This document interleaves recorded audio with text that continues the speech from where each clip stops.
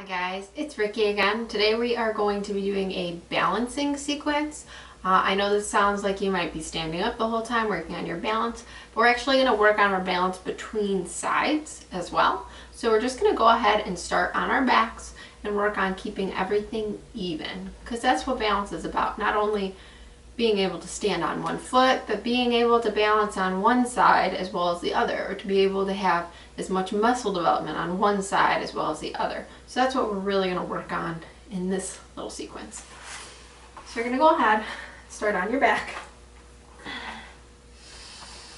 Take a deep inhale and exhale, pressing your palms into the floor. We're going to just start with some marching. I want your knees to be right in line with your hips.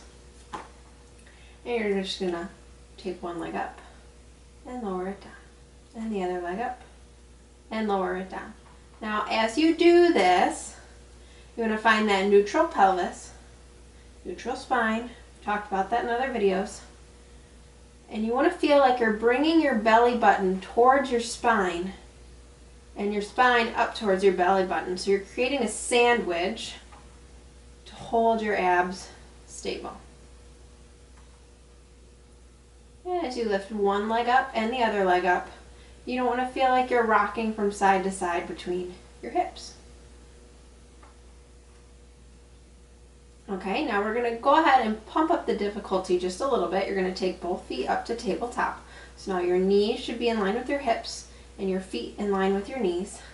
From there, you're going to tap one foot down towards the floor. Lift it back up and the other foot.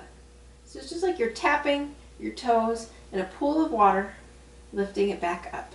Now this takes a little bit more work from the abs, but again, you just want to feel like you're supporting yourself as much with one side of your abs as you are with the other, and not letting your pelvis rock from side to side as you move the feet.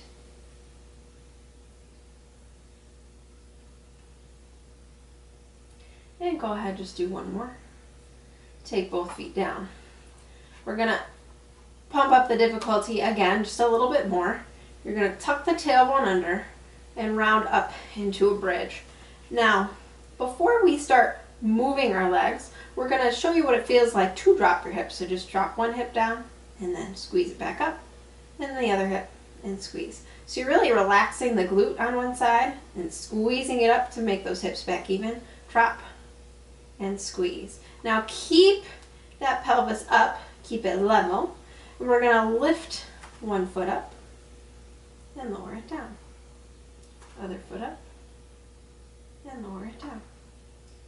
One foot and lower, and the other foot and lower. I'm really working to activate through the back of my leg that's holding me there, so everything stays even as I press the other leg up. And roll all the way down, just hug your knees in. So that was us working on balance between sides on our backs for really that lumbo-pelvic hip complex, which is everything that creates, it's from your low spine into your pelvis. Now from here, what you're going to go ahead and do is roll over so that you're on your hands and knees. One of the biggest exercises to show you the inequality between your sides that we do in Pilates is called opposite arm leg reach. We're going to do a progression with this. So you're going to go ahead and just start with the legs. Take one leg back, toes come out, and then slide the knee in. You want to keep the hips level. Same thing, other leg, press out and in. So what you don't want to see here is that you open up the hip as you bring the foot out and back in. You just want to keep that leg parallel. You're going to be squeezing with the opposite side of the abdominals and not letting the weight shift.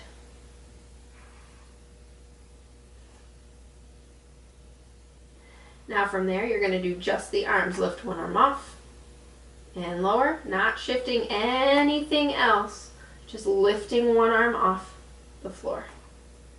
If lifting the arm all the way off is too much for you, you can always go straight out to the fingertips It's all about working what you can handle today. Now we're going to go ahead and put the arms and legs together. You can start with the tips of the toes and the tips of the fingers. Take the right leg back and the left hand forward. Don't shift the hips as you bring it back in. Same thing, other side, fingers and toes, and slide it back in. You want to feel as if you're sliding by just relaxing the leg and using that hip flexor to pull the leg in. And same thing, other side. Now if you want to move on from there, you can lift them both up without shifting the weight and bring it in. And other side, out and in. And one more time each side, and in, and last time. And just go ahead and sit back in a child's pose. Now by moving that balancing exercise to your hands and knees as opposed to on your back, you're now working your anterior oblique sling systems, which help to keep you upright, help to enable you to balance when you lose your balance when you're about to fall. If your oblique sling systems are strong, you can regain that balance because your vestibular system, or the system that allows you to find your balance, will kick in and you'll have that strength to be able to continue standing. So that's what we're working, is the sling across here, the obliques into the inner thigh, the obliques into the inner thigh. All right, we're going to do one standing balance exercise and then you guys are done for the day.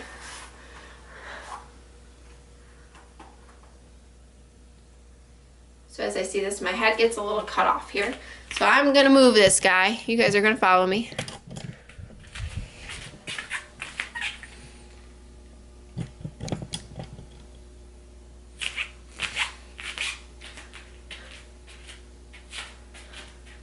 Now hopefully you can see all of me. We're doing this standing exercise. I want you to make sure that your feet are parallel, your knees are facing forward. You might feel like you're turning slightly out from the feet. Now you're just going to take your hands to your hips and shift the weight into the right leg, bring the left leg up. You want it either below your knee or above your knee. You don't want it resting on your knee. So I'm going to let mine go below. This is more about balance. I don't really want to be working my hip flexors too much. And just try to take at least 2 or 3 breaths on one foot and then switch over to the other foot.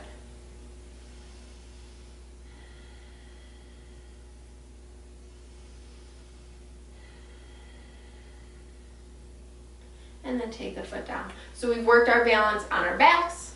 We've worked our balance between sides on our hands and knees. We've also worked a little bit of balance standing. Hope you guys are ready and balanced throughout your day. Keep all of this in mind as you continue forward. Bye guys, thanks for watching.